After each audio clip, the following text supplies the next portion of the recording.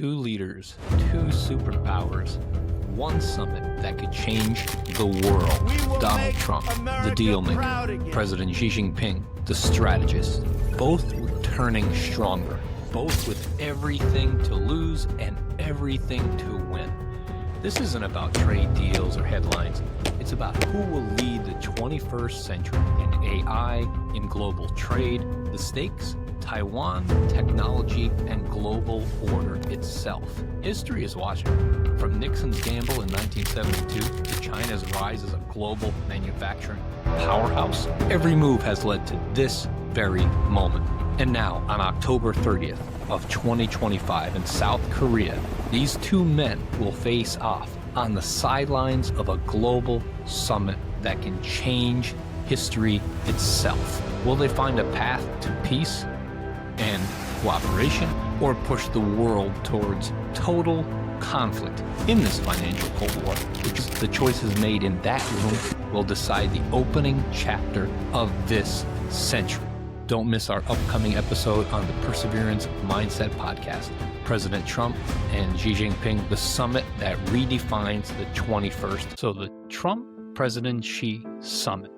Two men, two global superpowers. They're about to walk into a high security summit in South Korea.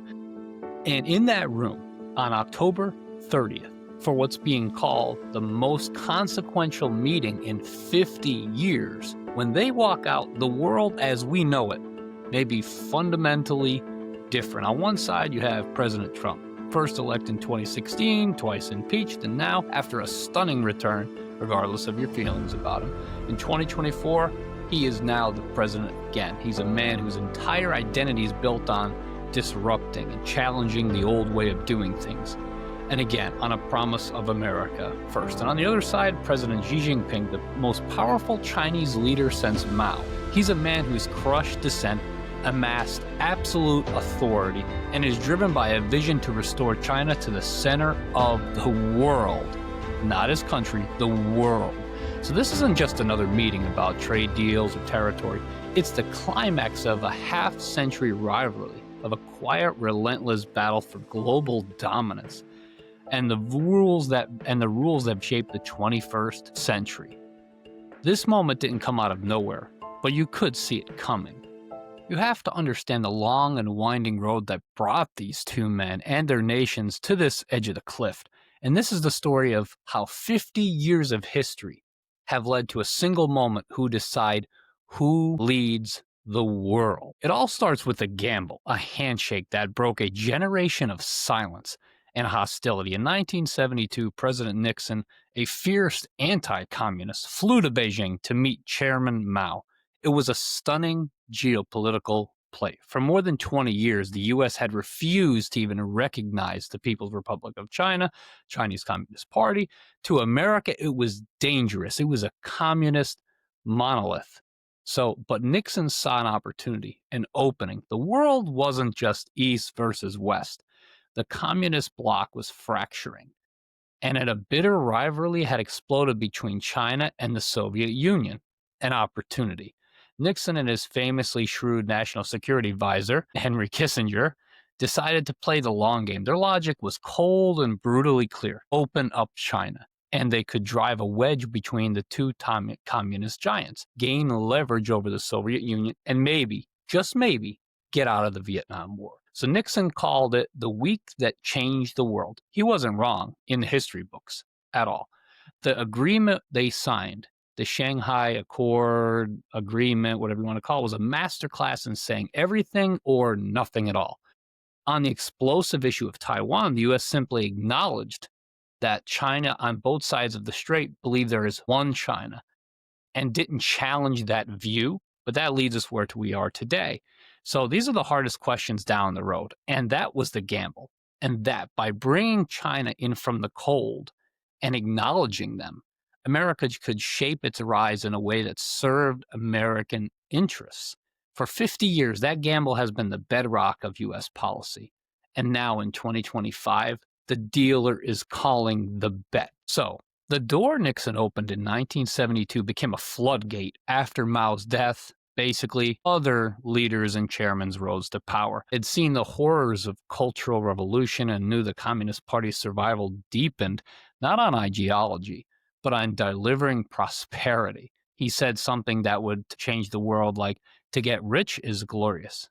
And just like that, he unleashed the entrepreneurial spirit of a billion people. So this was the start of the Great Gold Rush, beginning in the 80s under presidents like Ronald Reagan, George Bush Sr.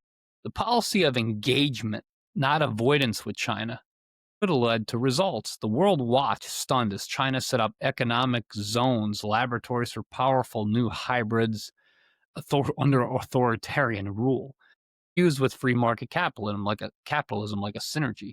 But they built factories and supply chains that stretch from the Pearl River Delta to the shores of Middle America. So they were becoming highly effective and developing rapidly. So in Washington, the thinking was clear. Looking back, breathtakingly optimistic, the theory was simple. Economic freedom would eventually lead to political freedom. And a new Chinese middle class got richer from global trade. They would start to demand the same rights people in the West, freedom of speech from their own government. The belief was that capitalism carried the seeds of democracy in it. And who doesn't want freedom in a country that's been suppressed for so long?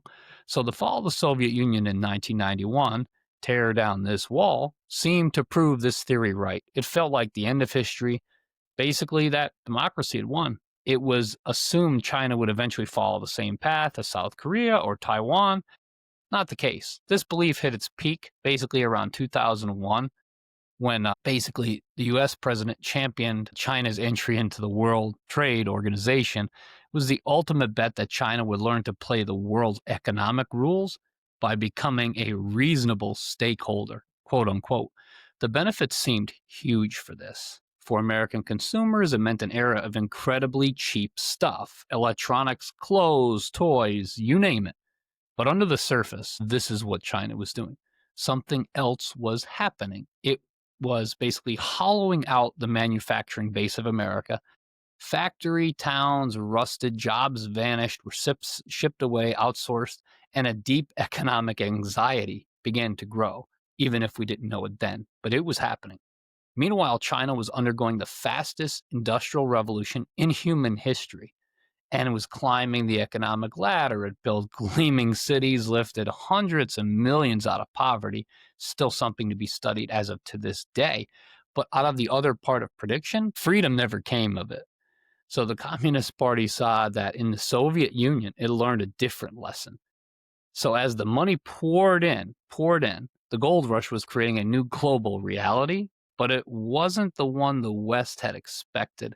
Caught us off guard. It was creating a richer, stronger, and more technological, advanced authoritarian state that was quietly biding its time. And by the time many of us have realized it, they were ready to a point of surpassing us. So let's go back to 2008, the year the mask basically started to slip off on what was happening with China.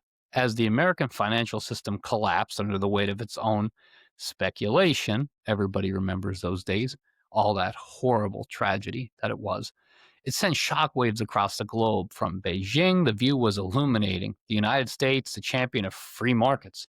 While America bailed out its banks, Beijing unleashed a massive stimulus package, building its way through crisis and basically confirming, in their eyes, the superiority of they were right, we were wrong. And it's new world that President Xi Jinping takes power in 2012, and with him, the old Chinese foreign policy of hiding and biding comes to a screeching halt. She is a new kind of leader who talks about the century of humiliation when foreign powers carved up China.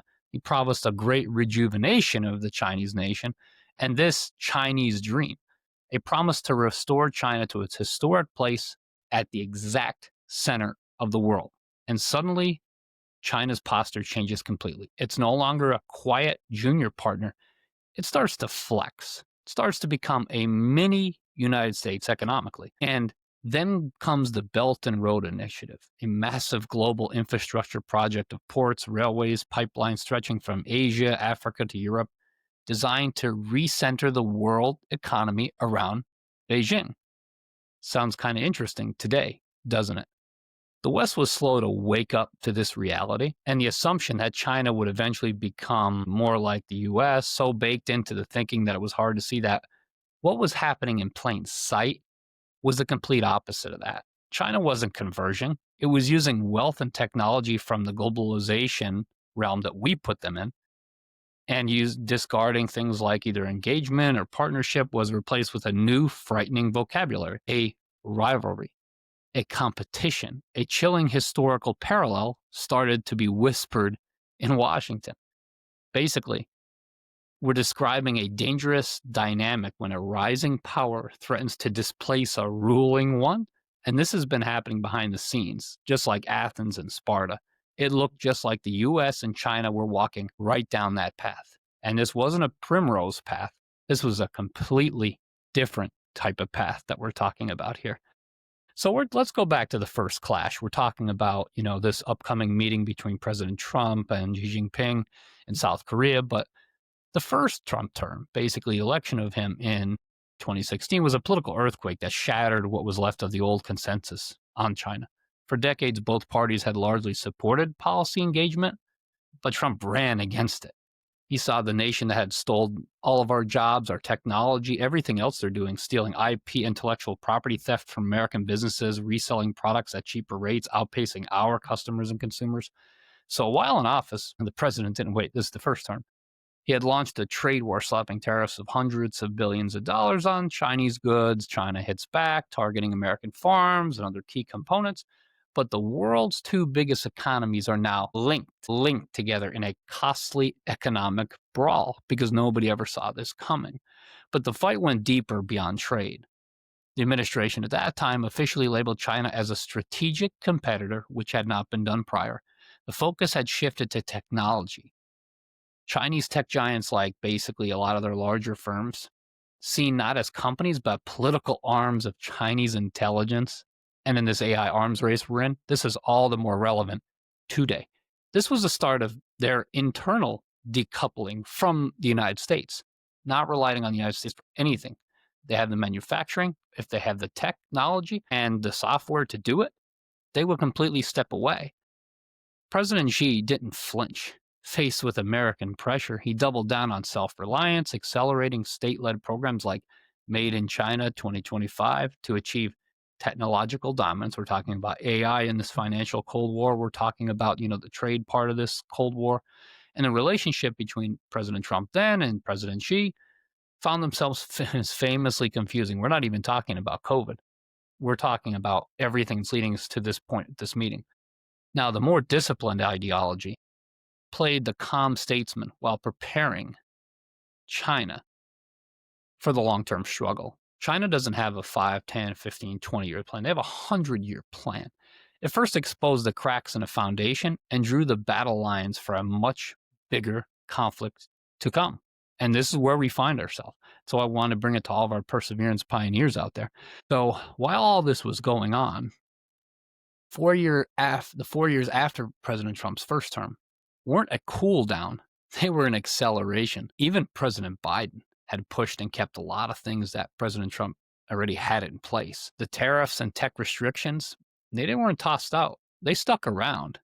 But while America was caught up on its own dramas and everything that's happening in the United States over the last 4 years before the second Trump presidency, China's Xi Jinping was methodically moving pieces on that chessboard of the world economy, on that chessboard of AI and emerging technologies. First, he secured an unprecedented third term as leader, President Xi, thanks to a constitutional change, cementing his status as the most dominant ruler since Mao Zedong. He poured mountains of money into these key technologies, AI, quantum computing, and especially semiconductors.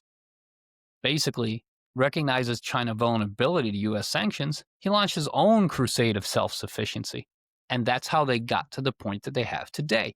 Basically, this aggressive, it's Delete America campaign, as documented, it's been referenced as Document 79, which is state-owned firms replace all foreign, focusing on American technologies alternatives by 2027.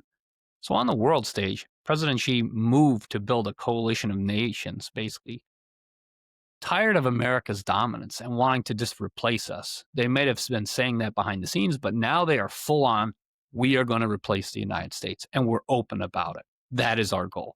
It was the most clear move to build architecture for a post-America as a superpower world. And then in November of last year, President Trump won the presidency, returned to the White House, and he ran on a promise to get even tougher on China. We're not even mentioning COVID. What's going to be mentioned about COVID since everything happened, since China was responsible for COVID? What's that all about? But the two main characters in the 21st century drama that are back on the stage now, President Trump and President Xi Jinping, who's basically ruler for life, the historical forces set in motion 50 years ago had reached their terrifying logistical conclusion. And that's where we enter the financial Cold War. Everything that's been happening, all the aggressive tactics by China, trying to move in on Taiwan, all of the unfair and trade balances over the last 50 years, all of the intellectual property theft of American businesses, and all the other cybercrime that China has been basically the state actors that's been happening against the United States, tapping our legal system, breaking into online court systems. Stuff's insane. So that takes us to South Korea. October 30th, 2025, President Trump will meet his counterpart, President Xi Jinping, on the sidelines of a summit in Asia, the first time with tensions not felt as tense since the Cold War. Global economy is on a knife's edge. The trade war has reached a boiling point. Tariffs are going back and forth. Basically, agreements are being called off. Leaders aren't speaking. This is a full-blown, could lead to an economic decoupling. A once radical idea now seems to be terrifyingly possible. This is what the president and President Xi need to discuss. This is an attempt to pull back from the abyss of the global economy and everything else that could happen. Inside that room, what could these two leaders talk about? Well, they have to bring up everything that's happening, but they also have to talk about Taiwan. President Xi is on a reunification goal with Taiwan. For the US, Taiwan is a thriving democracy, so close to China. China can't have that. They can't have that. It's the bedrock of the entire digital economy. The Chinese looking to take over Taiwan can't have that. President Trump's position is a wild card. He's questioned the costs of defending Taiwan, but in all actuality, everyone knows that we must, because his advisors they're hawkish. They're folks that are purely looking at a lens. But I think outside of all of that dialogue, he knows this inherently. Is this a long-standing policy of basically Taiwan security? But that is a topic that they're going to be bringing up and discussing. They're also going to be talking about basically this AI arms race between the two countries. This is the real battlefield of the 21st century. Trump administration is determined to slow China's rise, being first in technology. Question is about who sells more phones. That's a thing of 2010. That's gone. Question isn't about who sells more phones. It's about who writes the rules and the code for the digital future. Will it be an open internet or a splintered world of competing state-controlled digital empires? That's another topic they'll be discussing. And overall, what they look to discuss is the global order. Trump is deeply skeptical of international alliance. He's a deal maker. He thinks he can solve the Russia-Ukraine war with President Xi's help, but he's not hell-bent on it. It's a huge foreign policy win. But President Xi isn't there to help Trump fix a problem, not even close. This is an attempt for America to take back its manufacturing economy, to restore and take back those jobs. Also, flip the table on China and say yes, and we're going to have our lunch and eat it too, because we're correcting the trade imbalances. So the clash between the two men with different worldviews, Trump, the impulsive deal maker that believes he can solve any problem with sheer force, the power of the presidency, and pure deal-making skills. And then President Xi is disciplined, ideological, and absolutely convinced that history is on his side. The future of the 21st century could hang on which of these two men read basically the moment better, but both nations are going head to head. and no one wants to back down. Who will run the table for the next 50 to 100 years in artificial intelligence, technology, global economy, trade? That's what's on in the road. As the doors close in South Korea, the world awaits the result. The unstoppable rise of a new superpower, which China's tried to be. It began with an American bet that it could mold China in its own image. For decades, that bet seemed to be paying off. We got our TVs and our phones cheaper. But while we were watching the wrong story unfold, nobody questioned it. The money that was supposed to free China instead fortified its authoritarian state and went to their military. You can't make this stuff up. This summit is the moment of reckoning for that 50-year gamble. And it's a negotiation between two clashing visions for the future. One, an American first world of unapologetic national interest. The other, a new world order which seeks to displace the United States. The outcomes range from a shaky truce to a catastrophic failure that accelerates our slide into a new, messier financial Cold War, leading up to a military front. Who knows? But a conflict that would force every nation to choose a side in this financial Cold War, and it would raise the stakes of hot water. It's already boiling over, most likely about the conflict over Taiwan. In the end, this summit is about more than tariffs and treaties. Forget all that. It's a question of who has haunted history for centuries. Is the world big enough for two dominant superpowers? Or is this trap inevitable? The choices made in that room by these two men will likely give us the answer and write the opening chapter going into the next century. So, Perseverance Pioneers, we wanted to share our thoughts about the upcoming summit between President Donald Trump and President Xi Jinping of China. And if you want to understand more about these complex forces shaping our world, make sure to like and subscribe. And we're on a mission to get to 250 followers or subscribers before the end of this year. So we need your help. And do not forget, we will plan on keeping you updated about everything during this financial Cold War between the US and China. Thank you for watching.